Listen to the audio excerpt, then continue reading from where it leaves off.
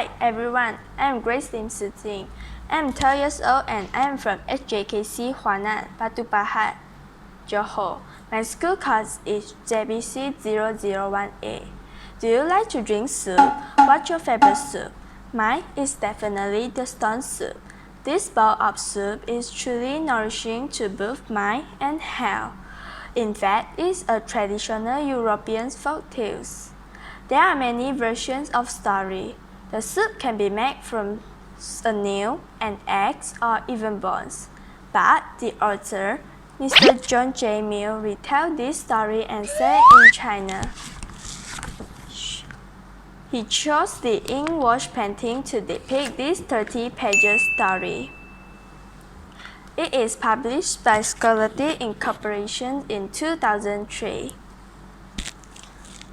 Three monks, Hope, Locke, and South journey along a mountain road trying to understand what made one happy. They came to a village. The villagers went through a hard time of famines, flood, and war. They worked hard but only for themselves. Their heart grew hard and cold.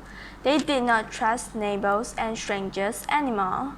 The three monks cleverly enticed them to make the soup of happiness.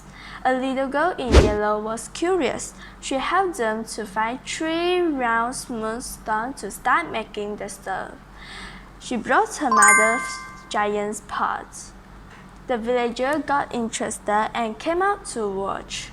Since stones are easily attainable, everyone wanted to learn how to make the soup.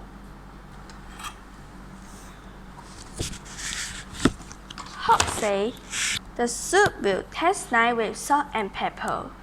The scholar can blend with a few other spices.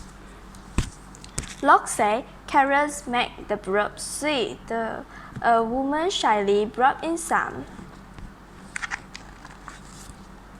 South said, mushrooms were nice. Some villagers dashed off and returned with mushrooms, onions, and pea pod. Soon, something magical began to happen. As each person opened their heart to give, the next person gave even more. The soup grew richer and smelled more delicious. I was touched when I read the story. The villager finally learned the power of generosity. I realized when each and everyone put in a little help, greater benefits are generated. The more you give, the more you get. We should always lend a helping hand. We should not be selfish. Sharing makes us all richer. That night, the villager held a grand banquet. Everyone sat down to eat. They had not been together like this for a long time. Then they told stories, sang songs, and celebrated long into the night. This reminds me of the good old time we have with neighbors. We should always respect our neighbor. We should celebrate each other's big days together. To combat against COVID-19, we have to keep a safe distance.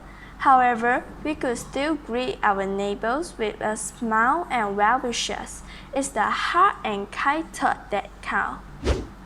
In my opinion, the little girl in yellow is the turning point in the story. Her curiosity and initiative to help start everything off. If not for her, the villager would not set out. They won't realize the power of sharing. No matter how young or small we are, we can make a difference. I think this book is suitable for children of all ages.